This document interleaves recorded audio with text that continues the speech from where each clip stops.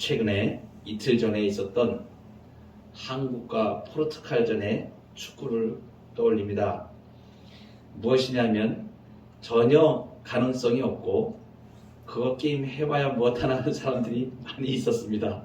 저도 이제 1무1패에서 포르투갈하고 이제 싸우는데 전력이나 객관적인 걸로 봤을 때 답이 안 나오니까 이거는 희망이 없구나 이렇게 생각을 하였고, 나중에 결과를 보니까 후반전 끝에 가서 정규 시간에서 이제 추가 시간으로 들어갔는데 46분에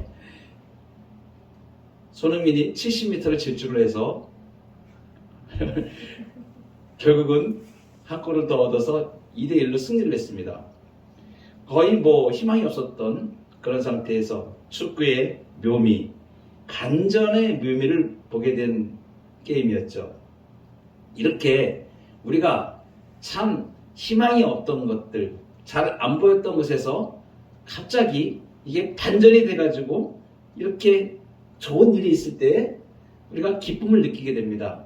하물며 인생이 절망 가운데 빠졌다가 그 인생이 반전이 될 때 얼마나 드라마틱하고 멋진지, 오늘 요나의 삶이 오늘 2장에서 말씀해주는 부분이 이런 것입니다. 하나님의 낯을 피하여 도망가다가 바다에 던져져서 아무런 구원의 소망이 없는 그 흑암과 같은 물고기 뱃속에서 하나님 앞에 회개함으로 절망 가운데서 노임을 받아서 완전한 희망의 삶으로 바뀌어지는 그러한 인생의 모습을 오늘 적나라하게 보여줍니다. 절망에서 희망으로 반전되는 삶의 모델을 지금 요나가 보여주고 있는 것이죠. 무엇이 희망이겠습니까? 첫째는 회개가 희망입니다. 오늘 1절에 보니까 요나가 물고기 뱃속에서 그의 하나님 여호와께 기도하여 이랬습니다. 이 사람이 언제 기도하게 되었습니까? 선지자입니다. 명색이 선지자인데 요나서 처음 시작할 때 이 사람은 기도하고는 관련이 없는 사람입니다. 하나님이 니느웨로 가라고 하는 명령을 주셨는데 정면으로 거부하고 반대 방향으로 도망을 가던 자였죠. 그런데 언제 이 사람이 기도하게 됩니까? 고난의 경험을 통해서입니다. 3절에 보면 주께서 나를 깊음 속 바다 가운데 던지셨으므로 큰 물이 나를 둘렀고 주의 파도와 큰 물결이 다 내 위에 넘쳤나이다. 어떻게 된 겁니까? 바닷속에 던져져 버린 겁니다. 여러분, 바닷속이 우리가 지금 이렇게 글로 읽으니까 바닷속에 던져졌다는 게 쉬운 일이지, 현장에 우리가 있었다고 한번 생각합시다. 큰 폭풍우가 몰아치고 그 가운데 지목을 받아서 제비 뽑혀가지고 이제 꼼짝없이 나로 인하여 이 폭풍우가 온 것이니 나를 던져라고 얘기하고 결국은 선원들이 할 수 없어가지고 이 요나를 바다에 던집니다. 던질 때 바다의 물에 그 휘망하게 떠오르는, 그 당시에 무슨 구명조끼가 있었겠습니까? 구할 수 있는 방법이 있습니까? 이건 죽는 겁니다. 그냥 죽는 거예요. 바다에 던지면. 이 바다의 이 흉함, 이것은 정말 파도가 칠 때 보면 무섭죠. 그런데 5절에 보면 뭐라고 지금 이 요나가 고백을 하냐면, 물이 나를 영혼까지 둘러싸우며 기품이 나를 에워싸고 바다 풀이 내 머리를 감쌌나이다. 이렇게 지금 얘기합니다. 물이 나를 영혼까지 둘렀다.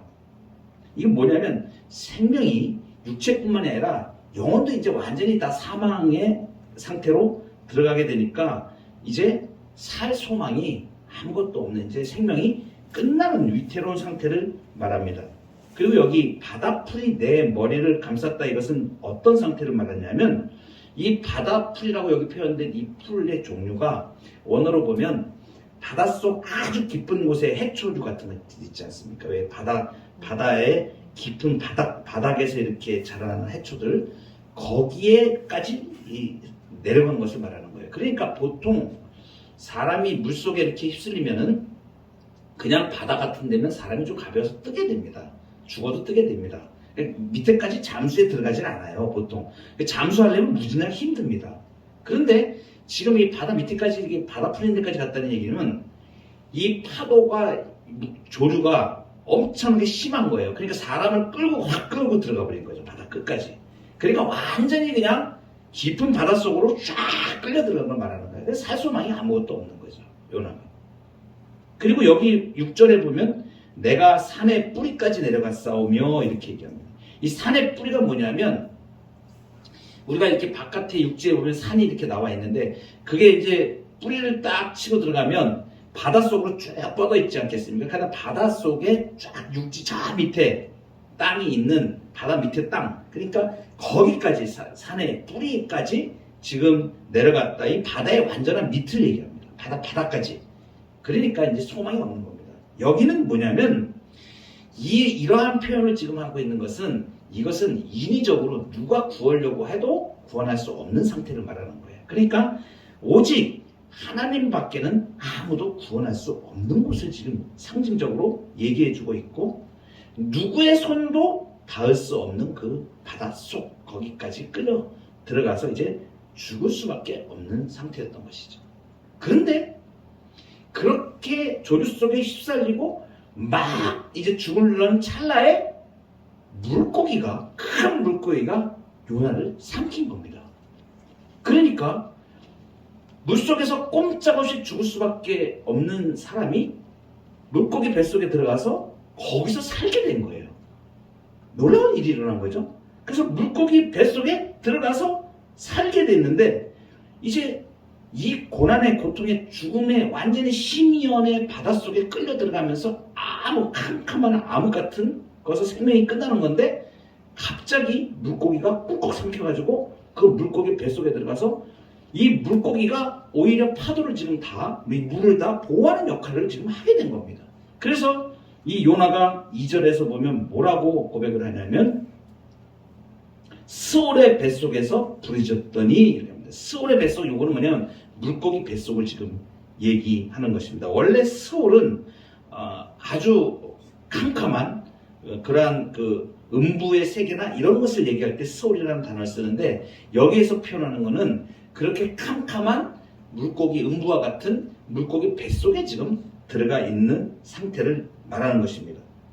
그러니까 아무것도 보이지 않는 캄캄한 물고기 뱃속 그리고 절망에 이 사람이 처하면 아무것도 안 보입니다. 그 바닷속에서 캄캄한 바닷속에서 끌려가면서 눈이 뭘 볼 수가 있겠습니까? 거기다가 물고기 뱃속에 꾹꾹 삼켜져서 큰 물고기 속에 들어가가지고 어디가 어딘지도 모르게 그렇게 가는데 목숨은 살아있는 겁니다. 이것이 이제 요나의 기적이라고 얘기하는 것이죠. 목숨을 하나님이 살려놓은 것입니다.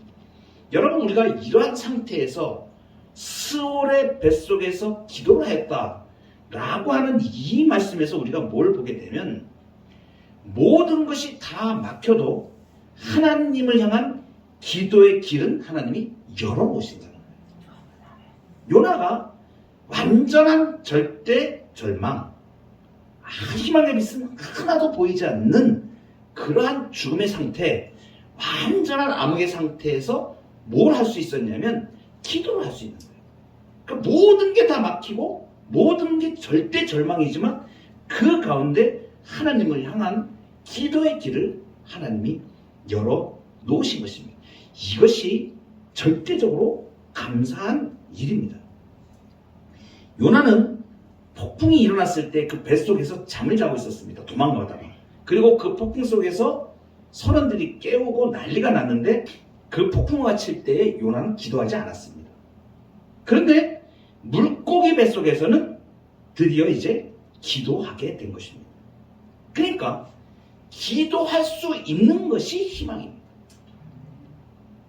가장 절망적인 그때가 기도할 때라는 것을 여기서 우리에게 말해주고 있고 그리고 그 기도할 수 있는 기도의 길을 열어 놓으신 그것이 가장 절망적일 때 가장 하나님을 만날 때라는 것을 말씀해 주는 거죠. 도망가기 바빴고 정말 모든 걸 피해서 자기 자신을 완전히 이제 자포자기 상태로 끌고 가던 그 요나가 고통을 받고 바닷속에 빠져서 물속에서 죽음을 경험하고 물고기 뱃속에 갔을 때에 그러한 가장 절망적인 상태에서 하나님을 만나게 된 것입니다. 그래서 이 요나가 회개의 기도를 하게 되는 것입니다.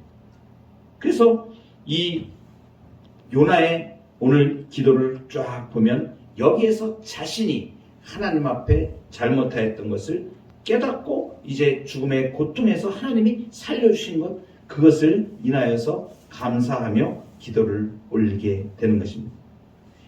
그래서 회개할 수 있는 것이 희망인 것입니다. 두 번째로는 순종이 희망입니다. 이렇게 고통을 겪고 스올의 뱃속에 들어가서 하나님께 기도할 수 있는 기회를 얻게 된 요나가 무엇을 하겠습니까? 진정한 회개를 하게 되면 거기에 반드시 따라오는 행동 양식이 있습니다. 그것은 뭐냐면 회개하면 그 다음에는 하나님께 순종하게 됩니다. 웨스트민스터 신앙고백서에 보면 회개라는 것, 마음을 바꾼다는 것이요, 변개하는 것, 회개하는 것을 두 가지로 설명을 합니다. 두 가지로 돌아서는 것. 이게 회개는 이렇게 가던 방향에서 방향을 바꿔가지고 이렇게 방향을 바꾸는 걸 얘기를 해요. 그러니까 두 가지 돌아서는 것을 말하는데, 첫째는 뭐냐면 죄로부터 돌아서는 것입니다. 이것이 회개의 아주 기본적인 것입니다. 죄로부터 돌아서는 것. 또 다른 하나는 뭐냐면 죄의 길로 가고 죄를 짓던 자리에서 돌아서 가지고 이 돌아섬이 하나님을 향한 섬김으로 나가는 것입니다. 이것이 두 번째의 돌아섬입니다. 하나님을 향한 섬김으로 나가는. 그러니까 회개는 죄의 길을 가던 것에서 돌아서서 하나님을 향한 섬김, 순종의 길로 나아가게 되는 것이 진정한 회개입니다. 이 요나가 9절에 보면 이렇게 고백을 합니다. 나는 감사하는 목소리로 주께 제사를 드리며 나의 서원을 주께 갚겠나이다. 요나의 구원은 그로 하여금 특별한 감사를 드리게 하죠. 뭡니까? 서원을 갚겠다. 서원을 갚겠다. 약속을 갚겠다. 하나님 앞에 순종하겠다는 그것을 말하는 것입니다. 이제 요나는 감사의 희생과 함께 여호와의 자비하심을 자기가 말할 것이라고 약속하고 있습니다. 여러분 보세요. 니느웨로 가서 40일이 지나면 너희가 멸망한다라는 것을 하나님이 전하라고 했을 때 요나가 안 갔습니다. 거부했습니다. 그 근저에는 뭐가 있냐면 하나님의 구원을 내가 인정하지 못하겠다는 거예요. 죄를 지은 저 죄인들을, 이 이스라엘을 적대하고 유린한 저 아수르의 이 민족들을 처단을 해야지 왜 긍휼을 베푸십니까? 라는 그 가장 근저에 있었던 요나의 마음이 그거였습니다. 그런데 요나가 이것을 바꾸는 계기가 무엇입니까? 자기가 하나님 앞에 순종하지 않고 자기가 하나님을 거역한 죄인이 되어서 물고기 뱃속에 들어가서 완전히 죽을 상태에서 하나님이 구원하신 그 역사를 자기가 생명이 붙어있는 걸 보면서 느끼면서 무엇하는 거예요? 이게 하나님의 사랑이구나. 죽을 자를 살리신 이 하나님의 사랑, 이것이 구원의 능력이구나 라는 것을 알게 된 거예요. 그러니까 요나는 고난을 통해서 자기 자신이 잘못한 정도를 깨달은 게 아니라 무엇을 알게 된 겁니까? 하나님의 자비와 긍휼의 깊이를 경험하게 된 것이죠. 그래서 생명을 구원하시고자 하는 하나님의 열망, 이것을 이제 진정으로 깨닫게 된 거예요. 요나가 하나님의 명령을 거부했던 것은 이것을 알지 못했기 때문이었거든요. 근데 이가 고난의 죽음을 처한 상황에서 벗어나고 나니까 이것이 하나님의 긍휼과 자비구나. 내가 죽을 자리에서 구원을 받고 나니까, 그러니까 하나님께서 죽을 인생들을 구원하는 것이 얼마나 값진 일인가를 알게 된 것이죠. 요나의 근본적인 인생의 변화는 이것입니다. 그래서 하나님의 구원과 그 긍휼의 자비를 알지 못하였던 인생이 자신의 삶이 바뀌어져서 하나님의 구원과 긍휼을 찬양하는 자로 바뀌게 된 것, 이것이 희망인 것입니다. 이것이 순종의 희망입니다. 여러분, 순종하기가 쉽습니까? 순종하기 정말 어렵습니다. 순종에는 뭐가 따르냐면 내 자신을 부인하는 것이 필요해요. 그래서 예수님이 나를 따라오려거든 자기 십자가를 지고 나를 따를 것이냐 그랬거든요. 이것이 우리 삶에서 우리가 얼마나 순종하기 어려운가를 우리가 많이 경험을 하게 됩니다.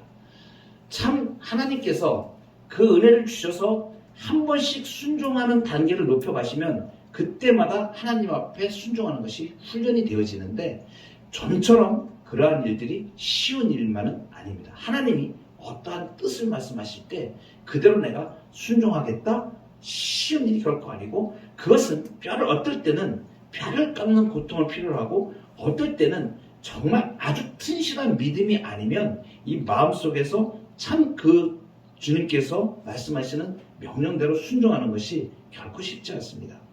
제가 그리스도인의 재정에 관해서 젊은이들에게 이 재정 강의를 하면서 인용하는 그 유튜브 하준파파라고 있습니다.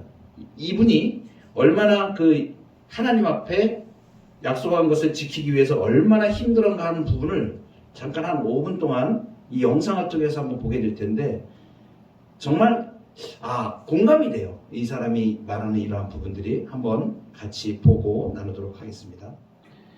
이 내용을 제가 청년들에게 강의하면서 하나님 살아계신 분이라는 것을 우리의 재정을 통해서 경험하고 느끼는 게 얼마나 복된 일인지 하나님은 한치도 오차가 없으시고 순종하는 자에게 그렇게 하나님은 은혜로 우리의 삶을 이끌어 가시는구나 이렇게 신앙의 간증들을 보게 되면서 우리의 삶에서도 순종하는 것이 참 어렵습니다. 서원을 한 것을 갖는 것이 쉬운 일은 아닙니다. 그러나 우리가 믿음으로 하나님께서 살아계심을 믿고 나 살아있다. 하나님께서 우리의 삶에 그렇게 역사하시는 그 하나님을 우리가 보게 됩니다. 우리의 현장에서 하나님 앞에 서원을 하고 순종으로 이게 순종할 수 있는 것이 희망인 것이죠. 마지막으로 예수님이 우리의 희망입니다. 오늘 본문 2장 10절에 보면 여호와께서 그 물고기에게 말씀하시매 요나를 육지에 토하니라 했습니다. 요나가 갇힌 곳에서 풀려나고 죽음에서 구원받는 것이죠. 이것은 고통 가운데서 기도하는 불쌍한 참여자에 대해서 하나님이 자비를 베풀어 주시는 하나의 본보기입니다.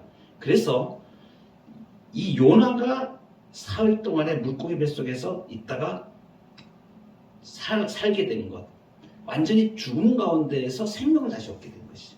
그래서 이것이 그리스도의 부활의 예표이자 상징인 것입니다. 우리 주님이 이 땅에 계시는 동안에 공간복음에서 이 부분을 여러 번을 언급하셨습니다. 악하고 음란한 세대가 표적을 구하나 요나의 표적밖에는 보여줄 표적이 없다. 그래서 요나의 표적을 대표적으로 말씀하시는데 그 요나의 표적이 의미하는 바가 무엇입니까? 예수 그리스도께서 우리의 죄가 일으킨 이 폭풍을 잠잠케 하시고자 죽으신 것이죠. 죄 가운데 죽을 수밖에 없는 자들을 위해서 주님이 죽으시고 장사 지낸 바 되었습니다. 그리고 요나처럼 우리의 죄 때문에 죄수가 되셔가지고 밤낮 사흘을 무덤에 계셨습니다. 그리고 널리 택한 백성들에게 회개와 죄의 사유함을 선포하기 위하여 사흘 만에 무덤에서 살아나셨습니다. 이 아들 예수 그리스도로 인하여서 하나님께서는 완전한 구원을 이루셨습니다. 그래서 로마서 4장 25절에 이렇게 말씀하십니다. 예수는 우리가 범죄한 것 때문에 내 줌이 되었고 또한 우리를 의롭다 하시기 위하여 살아나셨느니라. 예수님이 희망입니다. 우리의 영생의 희망은 예수 그리스도께로 왔습니다. 여러분, 오늘 요나가 인생의 절대 절망에서 희망으로 그 인생이 바뀌어지는 것은 중심에 회개가 있었다. 하나님이 절망 가운데 회개할 기회를 주셔서 가장 죽음의 상태, 가장 절망적일 때 가장 하나님을 만날 수 있는 때를 그에게 허락하셨고, 또 순종이 희망입니다. 믿음 주셔서 감당할 수 있게 해주신 그 은혜를 인하여 또 희망으로 그 인생이 바뀌게 되었고, 예수 그리스도의 희생을 통한 대속의 은혜를 통하여 영원한 생명을 얻게 되었습니다. 절망에서 희망으로 하나님은 우리에게 회개와 순종과 예수 그리스도를 향한 믿음으로 인생을 희망으로 살아가라고 오늘도 우리에게 말씀하십니다. 요나가 그의 삶을 절대 절망에서 희망으로 바꾼 것처럼 우리도 믿음 가운데 우리에게 주신 은혜를 따라 우리의 삶을 주님 안에서 희망으로 채워가는 저와 여러분 되기를 간절히 바랍니다.